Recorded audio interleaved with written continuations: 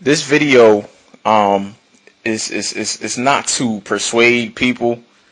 It's not to change your opinions.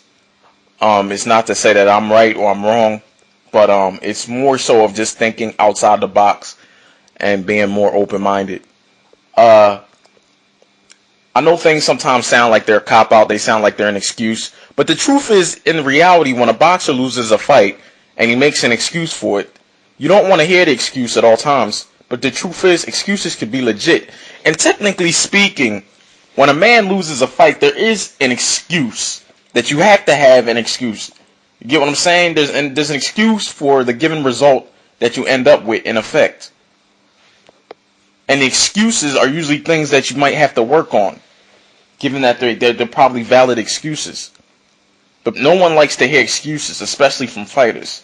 That's just how fans are in general, which is understandable.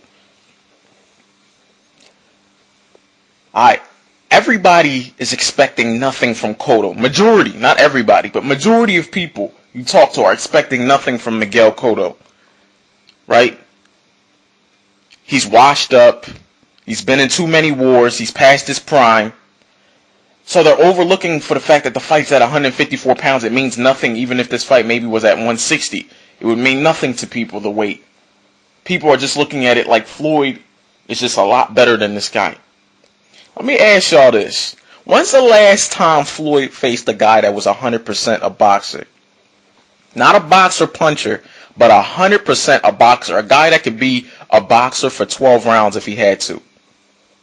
The last time Floyd faced somebody like that was in 2007 against Oscar De La Hoya. And De La Hoya, of course, was past his prime, and his jab, when he used it, gave Floyd a lot of problems. You take a look at skipping to the end of that fight, Floyd's face was a little bit distorted. You know, he didn't put it this way. He didn't go into the ring the way he went into the ring. He didn't come out. You know, swelling. You know, I think he had a black eye, if I'm not mistaken. You know, his face was a little bit different for a change. You know, I think he even wore sunglasses in the press conference to try to cover it up. And I think De La Hoya was actually the one that walked away with a cleaner face than Floyd. So that shows you alone what the jab did. Now, Juan Manuel Marquez's physical attributes do not even match up to Floyd's. He's shorter, his reach is nowhere near Floyd's. Floyd's a taller fighter, and Juan Manuel Marquez is a very, very intelligent fighter, but I can't call him a 100% boxer. For one, Juan Manuel Marquez does well when you're coming to him. He's not a guy that really can stand on the outside like that. He did that with Pacquiao, but Pacquiao's a whole different style, and styles make fights. Now, a guy, like I said, Miguel Cotto is a 100% boxer. Now, in the past, Cotto used to be a boxer / puncher. But now I'm seeing Cotto as being very smart in his career. He's a 100% boxer. And this guy has a new trainer. People are overlooking this trainer and they're thinking nothing of him. This trainer could be the X factor.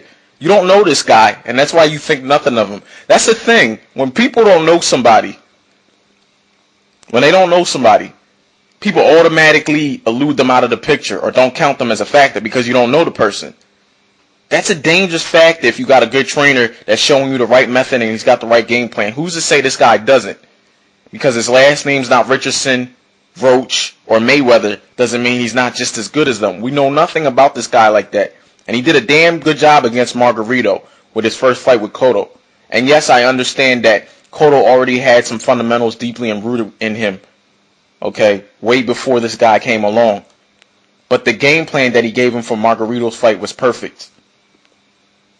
Okay, I felt Cotto used a lot more energy than he should have, but still fought a very, very good fight. Now, I know Mayweather's no Margarito. I know that, because there's no need to even leave a comment about it. I know Mayweather is no Margarito. I know that.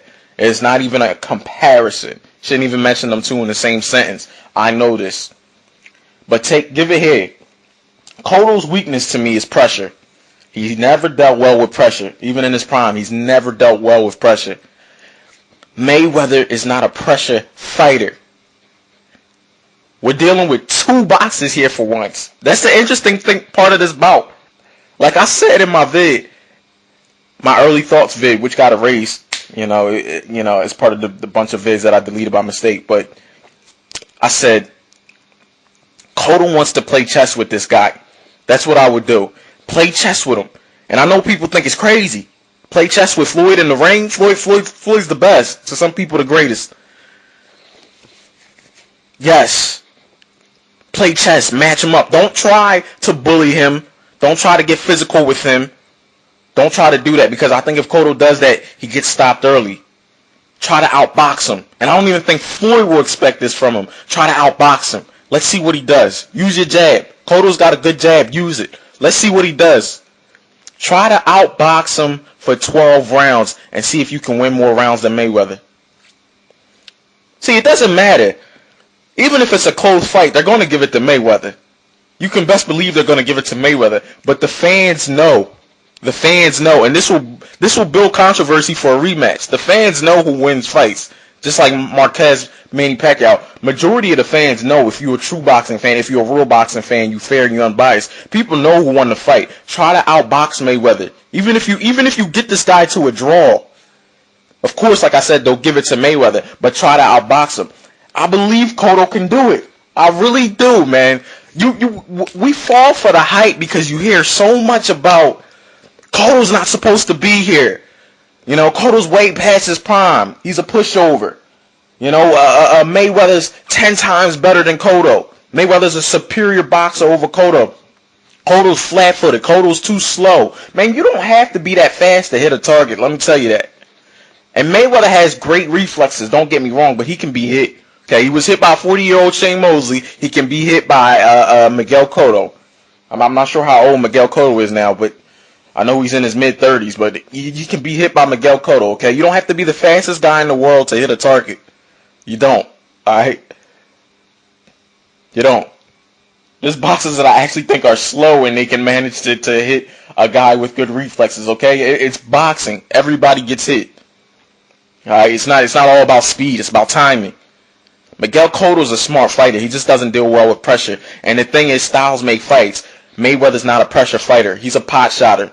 And these are two different boxers we're dealing with here, because remember, Mayweather's not your traditional boxer. This is a guy that will stand in front of you and pot shot you, you know? He won't even hold both his hands up all the time. His right hand's always up, of course, but sometimes his jab will come from his waist side. Mayweather's got the speed to do that and the right timing to do that, and of course he's very accurate. But he's not your traditional boxer. Your traditional boxer, Ali didn't stand in front of people and pot shot them to death. He didn't do that. You know, he was dancing. I never seen Mayweather dance around an opponent. I'm not saying he can't do it, but Mayweather's a different style of boxer. We forget to say that. If you really think about it, like I said in my other vid, that's what I meant when I said Mayweather's really not a boxer. This dude's just a puncher. You know what I mean? If he's a boxer, then he's a new generation of boxer, because we've never seen boxing like this before until he came along. Now, his defensive game I've seen before. You know what I mean? Of course he mastered it, but I mean, we've seen this bits and pieces from other guys of his defensive game. But of course Floyd managed to take the Philly shell and perfect it and put all the pieces of the puzzle together. But let's not count out Miguel Cotto is all I'm saying. Be a little open-minded, you know what I mean? Like, don't fall for this that Mayweather can't be beat. Mayweather's impossible to knock out. Mayweather has too much speed. Man, let me tell you something about the other guy. Mayweather is faster than Cotto. That's a fact. Mayweather is faster than Cotto. But another fact could be, possibly, I don't know, at 154, Cotto could be stronger than Mayweather.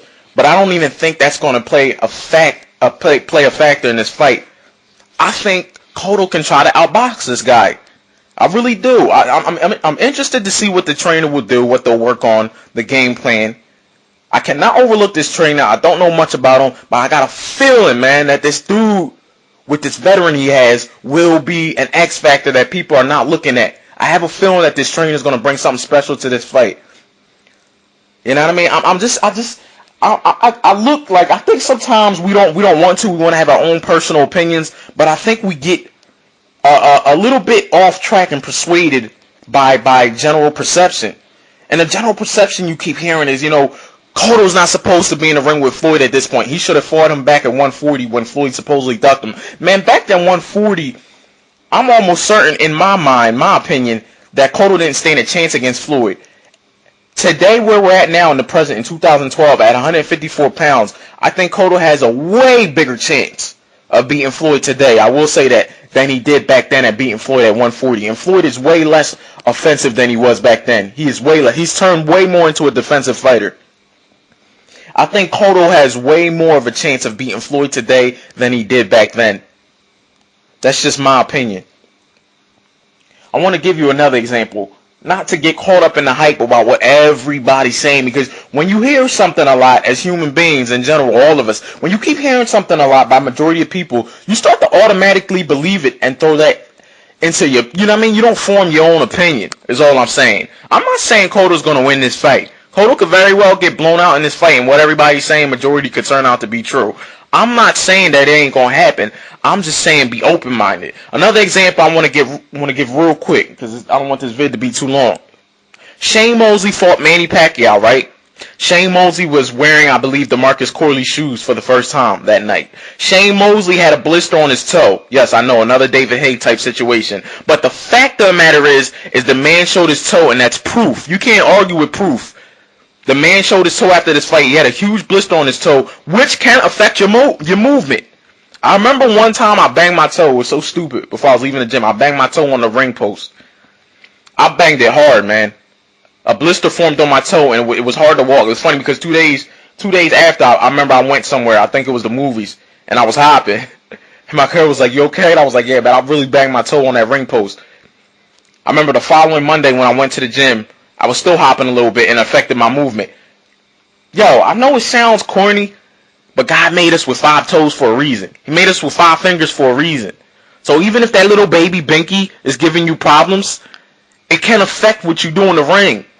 It really can. I know it sounds like a cop-out. I know fans, going back to the beginning of my vid, do not like to hear excuses. But let's say that toe really did affect Shane. Let's say Shane would at least gave a better effort offensively. He would have went after Manny more and took more chances had that toe not been bothering him so much. That focus of the pain on that toe took away a lot from his efforts in that fight. And I take nothing away from Manny Pacquiao, but it's possible that the toe really did affect his fighting. Now let's go back. Let's go back to his Mayweather fight, the fight before that. He gave us one hell of a round in round 2, probably the most exciting round we may have ever seen in Floyd's career, for the fact that he was punches away from possibly being at least on the canvas for the first time. Now let's give all credit to Floyd in that fight. Floyd neutralized Shane, and his magnificent skill is what threw Shane off track. Not that Shane was too tentative or over the hill or past his prime. No, Shane tagged him in round 2. That shows that Shane was still Shane. He still had something in the tank. But because of Mayweather's brilliance in the ring, he completely neutralized anything Shane was going to do. I give all credit to Floyd in that fight, unlike some people will. Now let's rewind to the Pacquiao fight with the toe thing as the excuse. Now, who's to say against Canelo Alvarez? Obviously, he's not going to wear Corley shoes, I would think. And who's to say that Shane's now 100% for this fight, for the fact that he doesn't have no pain in his toe from having the wrong type of shoe on, and his movement is better now? Who's to say that he doesn't give Canelo a fight? Who's to say that he doesn't beat Canelo Alvarez? But the common perception, majority of what we perceive, is that Shane is over the hill. Okay, we don't like to look at the excuse of the toe hurting him, but the man showed us proof. He showed us the big ass knot on his baby toe. He showed us that shit was hurting him, and he wanted to stop the fight. But Naseem kept, he coached him like a general. He was a general, and that was his soldier. And he said, we got to finish this battle. We got to finish this war. And Shane went ahead with it. But Shane, the fact was, he was in pain. And when you're in pain and a pain, especially is on your foot, it's going to affect your movement. And Shane basically did whatever he had to do just to survive, just to finish the fight. What if the toe injury, we know it's legit. He showed this to us. But what if that really is the reason that he didn't go all out against Pacquiao? I'm just saying, we have to be open-minded sometimes and stop being like, man, I don't want to hear that excuse, or Shane's just over the hill. What if that was the problem that night? And like I said, his loss to Mayweather was due to Mayweather's brilliance. Now he's facing Canelo. Now he's back at 100%. He's going to wear different shoes this time. He's not facing Mayweather. Canelo's not as smart as Mayweather. Might hit harder, but not as smart as Mayweather. Shane's a boxer. He's still got speed. I don't know if his power is the same at 154. Probably not. But Shane's a veteran. What if Shane can beat this guy or compete with this guy?